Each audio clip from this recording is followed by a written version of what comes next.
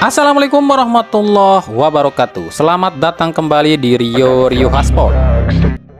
Oke, kita awali edisi kali ini dari menjawab pertanyaan yang menanyakan kenapa sih proses naturalisasi itu lama banget sampai berbulan-bulan. Mungkin udah banyak yang tahu kali ya, tapi nggak apa-apa deh, kita sekalian belajar aja ya sama-sama kenapa proses naturalisasi itu lama banget sampai berbulan-bulan. Yang pertama adalah dokumen. Jadi untuk dinaturalisasi itu membutuhkan banyak dokumen. Seperti yang pertama adalah KTP. KTP itu ada dua, KTP asal negara dan KTP asal yang akan dituju. Kalau yang udah punya KTP negara luar, sebenarnya sih ini butuh waktu sekitar 2 mingguan untuk mendabelkan atau merubah dari KTP negara asal ke KTP negara tujuan. Kalau yang belum punya KTP negara asal sih ini agak sulit ya, agak lama, sebab ya butuh surat keterangan dari negara asal kalau si pemain itu memang lahir di negara tersebut, atau istilahnya harus ada yang namanya akte kelahiran. Lalu dokumen yang kedua adalah paspor. Jika si pemain itu udah punya paspor negara sebelumnya dan ingin memiliki paspor Indonesia, ini prosesnya sebenarnya nggak terlalu lama buat yang orang tuanya tinggal di Indonesia dan punya KTP Indonesia. Tapi buat pemain yang orang tuanya udah nggak tinggal di Indonesia dan nggak punya KTP Indonesia, atau orang tuanya ini udah meninggal, nah ini mungkin agak lama, sekitar sebulanan lah prosesnya. Karena kan paspor WNI dan WNA itu beda, ada beberapa jenis. Nah, paspor WNI pun ada beberapa jenis, seperti paspor untuk wisata ataupun paspor untuk kerja ya. Dan paspor ini, untuk membuat paspor biasanya dibutuhkan beberapa dokumen seperti KTP dan juga ijazah. Nah, pertanyaannya adalah apakah para pemain yang akan dinaturalisasi ini punya ijazah? Sebab meskipun mereka ini sekolah di luar negeri, biasanya para pemain ini tuh nggak ambil ijazahnya, dan alias ya mereka ini nggak punya ijazah. Ini yang agak sulit nih. Yang ketiga, dokumen genetik. Maksudnya gini, dia ini punya keturunan dari mana nih? Dari kakek atau nenek, dari ayah atau ibu, dan ini harus ada buktinya. Misalnya kakeknya yang asal Indonesia, nah si kakek ini harus punya bukti kalau dia ini pernah tinggal di Indonesia, minimal dia pernah punya KTP Indonesia. Dan kalau nggak punya dokumen ini, ya ini agak sulit, prosesnya agak lama juga. Setelah dokumen-dokumen tadi diperiksa lagi nih, apakah dia ini layak atau tidak dinaturalisasi. Sebab syarat-syaratnya seperti apakah dia ini pernah main di Liga Indonesia selama 5 tahun atau belum, apakah dia ini pernah main di Indonesia 10 tahun dan ganti-ganti klub di luar itu apa belum. Lalu juga dicek apakah dia ini pernah nggak mengharumkan nama Indonesia atau enggak. Lalu dicek lagi, dia ini apa sih tujuan naturalisasinya dan usia berapa dia akan dinaturalisasi. Nah, proses pembuatan atau pencarian dokumen-dokumen dan syarat-syarat tadi itu membutuhkan waktu paling tidak 2-3 bulanan. Dan kalaupun itu udah kelar, ini belum selesai. Nanti dokumen-dokumen dan syarat-syarat tadi itu masuk ke pemerintahan atau birokrasi Indonesia. Dokumen-dokumen tadi diserahkan ke Kemenpora. Dari Kemenpora dilanjutkan ke PSSI. Dari PSSI minta tanda tangan ke Presiden, dan dari Presiden barulah dilanjutkan ke DPR. Dan setelah DPR menandatangani dan mengesahkan para pemain itu bisa dinaturalisasi, ini nggak langsung bisa disebut naturalisasi karena akan ada jeda waktu 1 bulan sebelum si pemain itu dipanggil untuk ambil sumpah, gitu ya secara singkatnya. Jadi itulah tadi proses singkat ya, penjelasan singkat kita kenapa proses naturalisasi itu cukup lama. Sebab ya gitulah, namanya berurusan dengan 2 negara itu memang agak sulit, apalagi jika nggak ada pelicin ya, kita tahulah. Apalagi di Indonesia ini birokrasinya ya gitulah, tarsok-tarsok dan terkesan lelet. Jadi wajar lah namanya proses naturalisasi itu bisa gagal, bisa enggak, dan bisa lama, bisa sebentar, tergantung dari kemampuan si pengurus naturalisasi itu.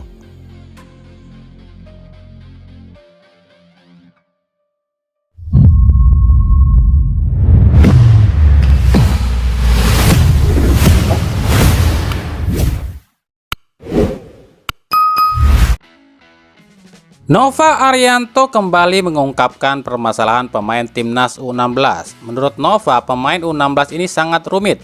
Kelemahannya ada di semua aspek, mulai dari fisik, stamina, ilmu dasar, bandel, egois, passing, kontrol bola, dan lain-lain.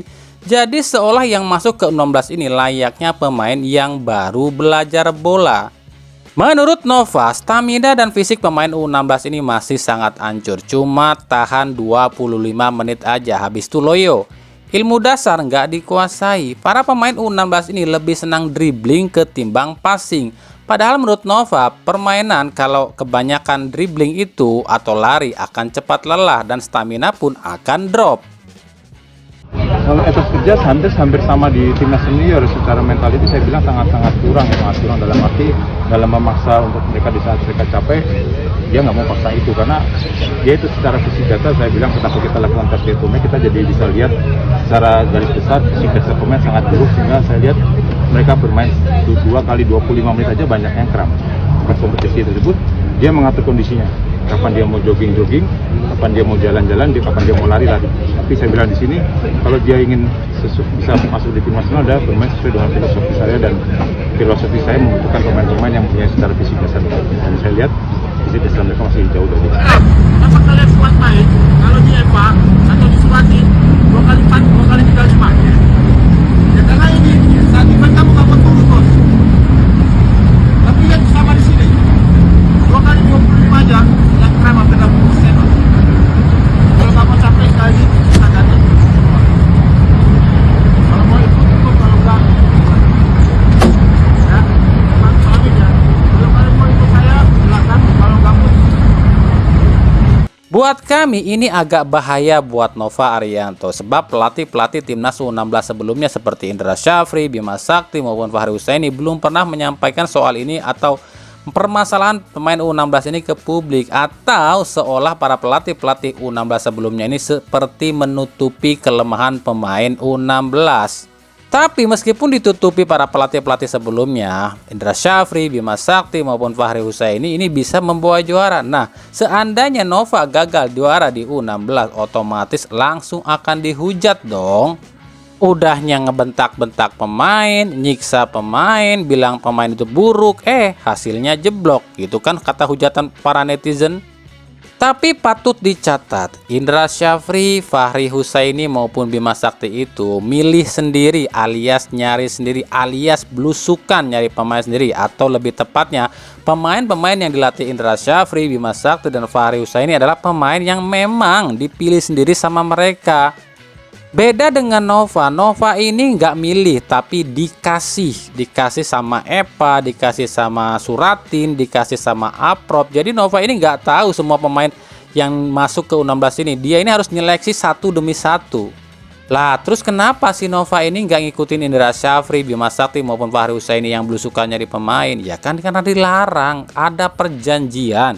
Jika sekarang ini yang masuk ke timnas U16 ini adalah pemain-pemain yang dipilih ataupun dikirimkan dari Asprop, dari Eva dan Suratin. Alasannya sih kalau pelatih yang belusukan terus talenta-talenta lain nggak akan kepilih dong. Lagi pula waktunya juga nggak cukup cuy. Bulan 4 udah mulai nih AFF U16. Tapi paling tidak di sini kita bisa belajar dan bisa tahu jika betapa sulitnya membangun sebuah timnas, apalagi harus dimulai dari nol. Maka alangkah bodohnya jika kita ini melihat timnas kita gagal lantas menyalahkan sepenuhnya pada pelatih. Sebab pelatih sehebat apapun kalau yang dilatihnya ini Pertamina, ngerti dong Pertamina, mulai dari nol, ya akan sulit. Paham ya?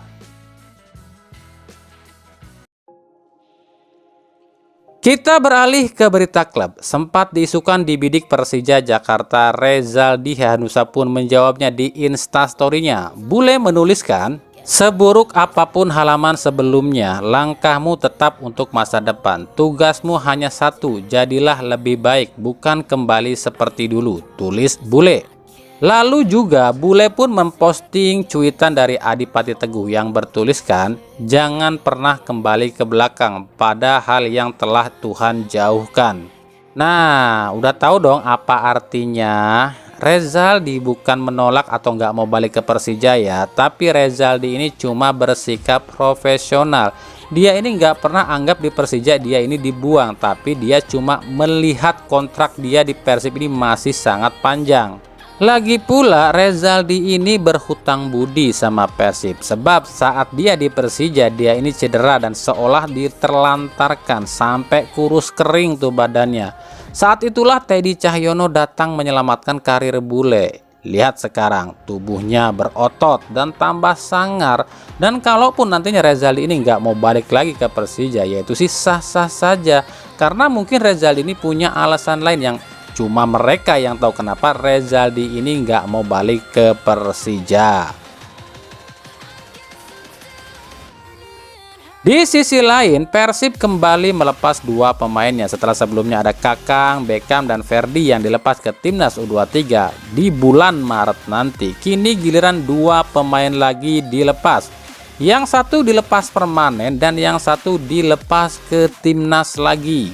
Mereka adalah Reki Rahayu yang kabarnya resmi dilepas oleh Persib meskipun belum diumumkan. Dan yang satu lagi adalah Kevin Rey Mendoza yang dipanggil Timnas Filipina untuk kualifikasi Piala Dunia 2026.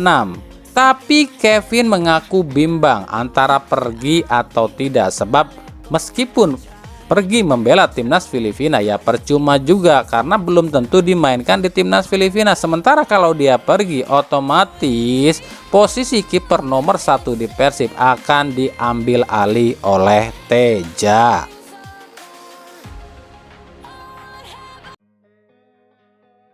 Dari Rans Nusantara FC, setelah mencopot Eduardo Almeida, Rans belum memutuskan siapa pelatih selanjutnya meskipun rumor sudah bertebaran mulai dari Fernando Valente, Robert Rene Albert sampai Mario Gomez yang baru aja dipecat oleh Bayangkara FC. Ya, Mario Gomez ternyata lebih cepat dan menyusul Eduardo Almeida yang dicopot dari Bayangkara FC. Pengganti Gomez tetap. Dia juga adalah Gomez lah. Gomez in, Gomez out. Tapi yang ini Gomeznya beda. Dia adalah Gomez de Oliveira.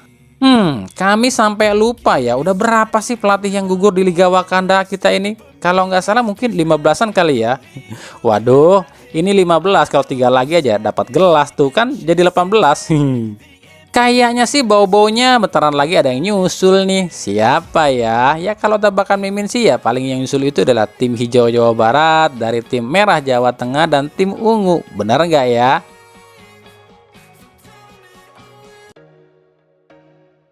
Dari Persebaya, nasib Song Uyong di Persebaya abu-abu. Bahkan tersiar kabar Song resmi akan dicopot di akhir musim ini. Cedera yang berkepanjangan membuat nasib Song ini terlunta-lunta. Paul Muster sendiri kabarnya pun kurang suka dengan gaya main Song.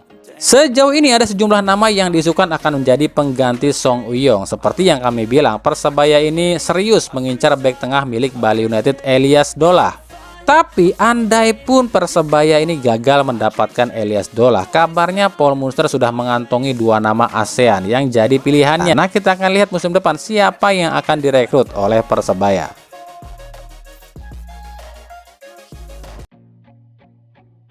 Dari Persija Jakarta, Jackmania kembali datangi tempat latihan Persija di Sawangan, Depok. Para Jackmania ini menyampaikan dukungan dan juga kritikan pada skuad Persija. Kalau kami pribadi ditanya, kenapa Persija jadi seperti ini? Kami nggak bisa jawab pasti. Sebab yang tahu itu ya pemain, pelatih, dan pihak manajemen Persija itu sendiri.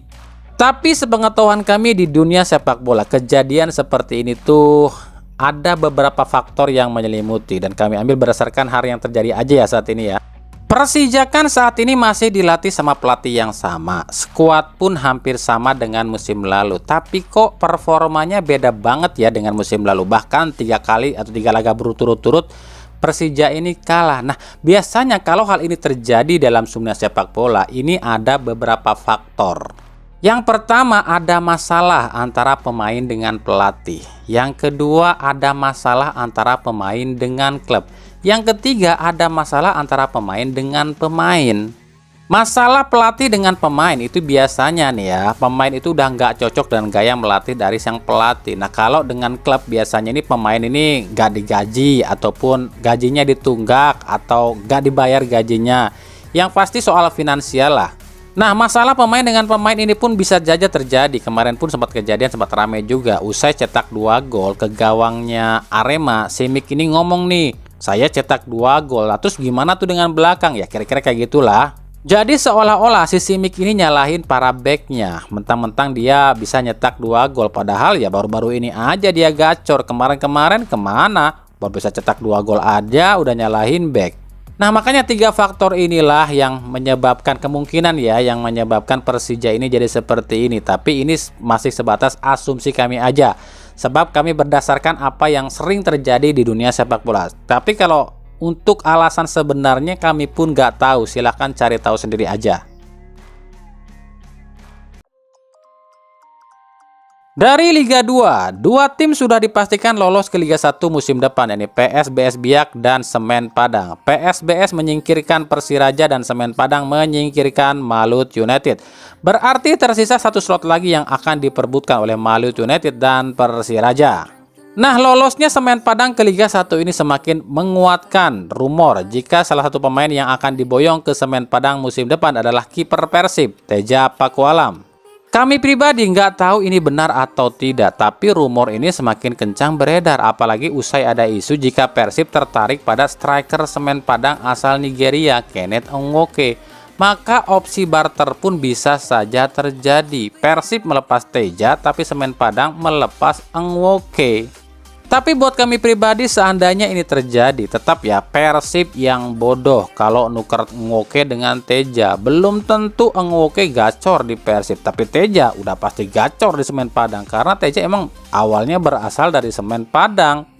Sementara kalau nanti Boyan Hodak ini dipecat sama Persib dan Kevin pun ikutan out, mampuskan Persib, Teja hilang, Kevin out, tinggal Fitrul deh. Sementara Fitrul juga kabarnya pun akan out musim depan ya, daripada nganggur terus jadi cadangan di Persib. Menarik banget ya musim depan.